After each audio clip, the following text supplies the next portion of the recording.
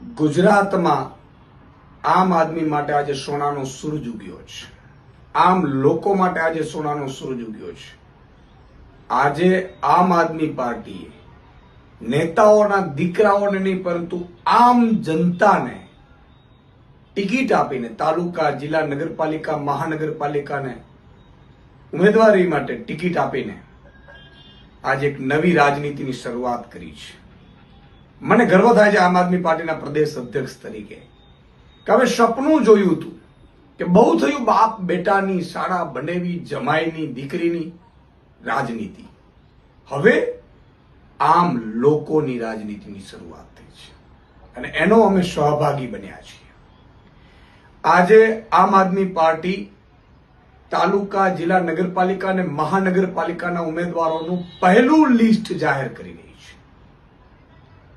પહેલું લિસ્ટ 460 થી વધુ ઉમેદવારોનું આ લિસ્ટ આજે આમ આદમી પાર્ટી પ્રદેશનું નેતૃત્વ, સ્ક્રીનિંગ કમિટી, ઝોનની સ્ક્રીનિંગ કમિટી અને માનનીય અરવિંદ કેજરીવાલજીની પીએસસીની સહમતિથી આજે આ જાહેર કરતા મને ખૂબ આનંદ થાય છે. મિત્રો, અત્યાર સુધી ભાજપનો સાંસદ હોય તો એનો દીકરો ધારાસભ્ય માંગે ને એનો દીકરો પાછું તાલુકા, જિલ્લાની ટિકિટ મળે, નગરપાલિકાની ટિકિટ મળે, મહાનગરપાલિકાની. કોઈ આમ કાર્યકર્તાની ક્યારેય વેલ્યુ નથી થઈ.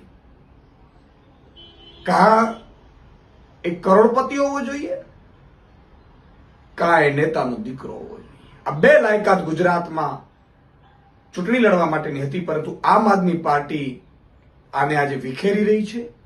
આમ લોકો માટે, આમ જનતા માટે, આમ આદમી માટે આજે સોનાનો સૂરજ ગુજરાતમાં ઉગ્યો છે.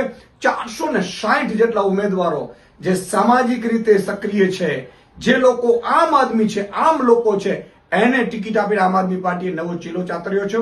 હું તમામ 460 થી વધુ ઉમેદવારો જે આજે જાહેર થયા છે એમને હું ખૂબ અભિનંદન પાઠવું છું અને ટૂંક સમયમાં ફરીથી બીજું લિસ્ટ 29 કે 30 માર્ચની સુધીમાં આમ આદમી પાર્ટી બીજું લિસ્ટ પણ જાહેર કરશે અને આ નવી રાજનીતિને આખી ગુજરાતની જનતા પણ જ્ઞાતિ, જાતિ, ધર્મથી ઉપર ઉઠીને વધાવે એવી હું માંગ કરું છું, પ્રાર્થના કરું છું.